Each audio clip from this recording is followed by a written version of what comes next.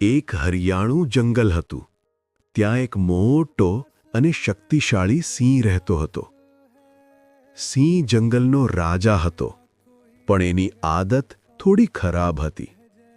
એ નાના નાના પ્રાણીઓને ડરાવતો અને એમને પકડીને મારી નાખતો. એક દિવસ બધા પ્રાણીઓ ભેગા થયા.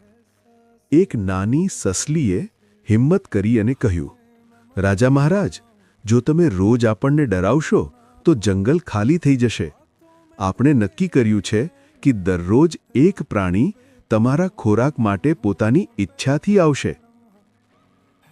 સિંહે વિચાર્યું, આ તો સારું છે. મને હવે શિકાર માટે દોડવું નહીં પડે. થોડા દિવસો સુધી બધું ઠીક ચાલ્યું.